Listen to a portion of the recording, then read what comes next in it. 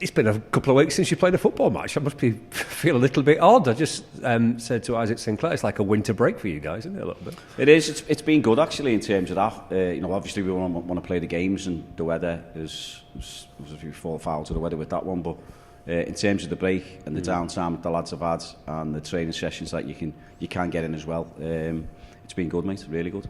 Is it been just kind of flat out training? Have you managed to allow the lads a little bit of a break and kind of recharge? They've definitely had a break. So they've had a few days off. They had 3 days off after the Notts County, I think it was. Right.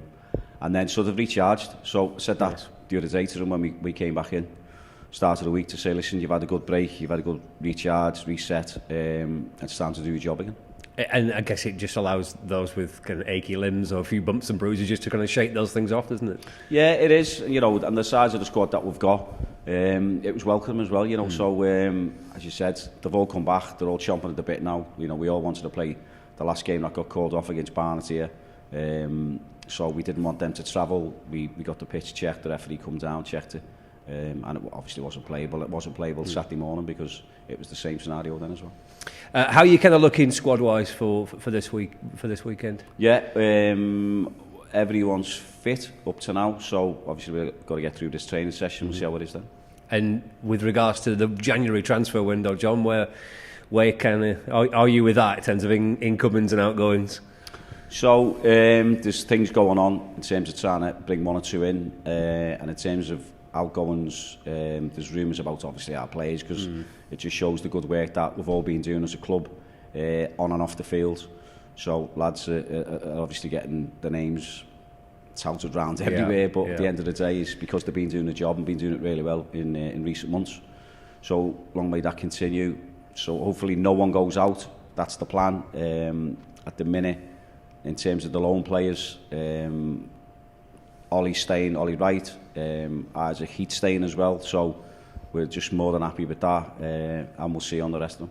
On the two lads that are staying on loan now, I mean, how big a boost is that? Is there relief? Might be a bit dramatic, but you know what I mean, a sense of, thank goodness that's done and we've got these lads now. Well, it is, because you're always nervous, you're always worried about it, because you're thinking, again, the work that goes on behind the scenes is that you've got to cover your bases, and in terms of that happens, because they've done really, really well for us, the loan players. So you're thinking there's at some point you could call them back. There's always triggers in there. There's different scenarios that they can go back to the clubs. So you do worry, but you try and have things covered and say, if that does happen, which it could, and it has happened to us in the past with Dara Costello. So we had little things going on that one, but we were so pleased. I mean, you've seen Ollie Wright's stats from Southampton. He's a top keeper. He's only going to get better. And Isaac Heath is just an outstanding player, isn't he? And you can see why everyone has been talking about him, still talking about him, all wanted him. He's so happy here, wanted to stay here, loves what we do, loves the club. He's got an unbelievable attitude, his personality, everything about it. And then what you see on the pitch week to week is his performances that he gives you. And that's why he's had a lot of clubs after him in this window. And that's why we're so happy that he's staying. Yeah, it's great for the club and great for Isaac that he wants to stay and can stay. Especially with Ollie Wright. I mean, you don't want to be losing any player in January, but I guess a goalkeeper in particular is a particularly unique position to try and have to replace in a January window. Well, it is. We've got two goalkeepers behind him as well. We've got obviously Michael Kelly, and we've got James Rogerson. So I'm glad I didn't have to go into that side of things, to be honest. But we did have lads that could go in there, no problem at all. You mentioned rumours and names being linked. Ben Ward is one of them. Is there anything in the reports that Wigan are interested in him? Well, there's you can throw Wigan in the mix, what I've read, and everybody else that are interested in him. And the reason it's been is because the performance that he gives you game to game. He's been outstanding since he come through the door. As I said before, in the past, he does everything right on and off the field. More on the field is getting clubs talking about him. As I said, I can't wait for the window to close, to be honest. Yeah. But his performances, that's football. That's the club we've done it for years in terms of bringing lads from wherever they've come from, giving them an opportunity on the pitch. They progress, they develop really, really well, and then the next step is for them is to go on to a higher league. Is there a bid in there for him? Well, there's one or two things that are on the table. So again, we'll just have to see with that what Andy Holt, the owner, wants to do with that. But the kid himself, spoke to him quite a few times, me and Jed Brannan, and he's just level-headed. He just wants to play for Accrington Stanley, he wants to do his job, he's focused on that. And this has all been ongoing, isn't it, since before the window, and then the window opened, and then you've seen his performances. His last one, obviously against Notts County, was brilliant.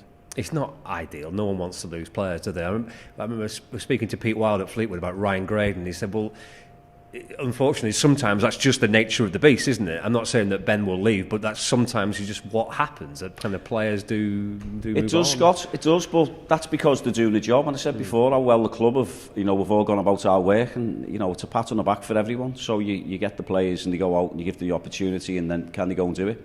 But it's ongoing every single day in terms of what he does, on the training ground, and then what he does in terms of how he wants to develop and progress his learning, if you like. And he does that in terms of sitting in these rooms and sitting in the office and going through his clips and everything else with Devon Matthews and the back three, back five, whatever, the keeper Ollie.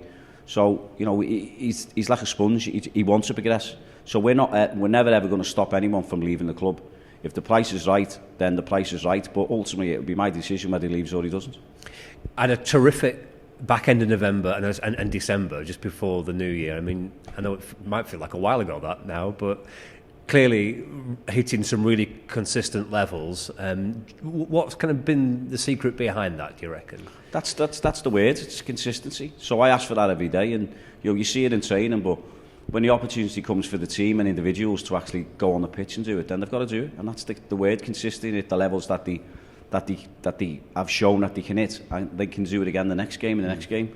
All we do is we've created an environment, and we give them the platform in terms of training, and we go through clips, and as I said, we have the team meetings, but it's up to them when they go on the pitch, when they get the shirt, and collectively can they do it as a team, but more important, can they do it consistently as an individual?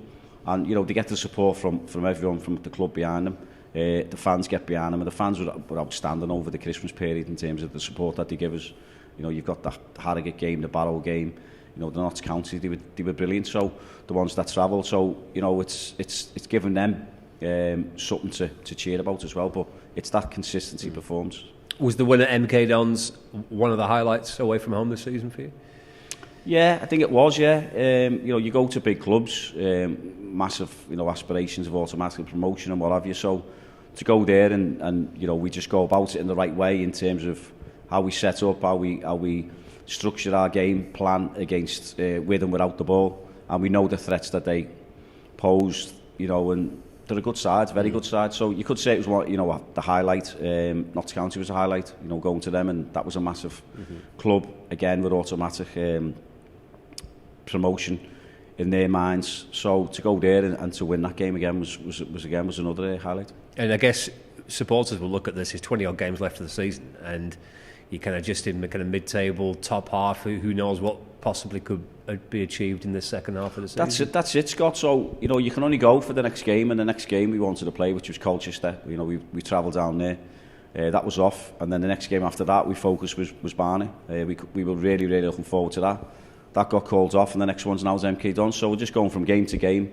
As I said, the downtime I've had's been great.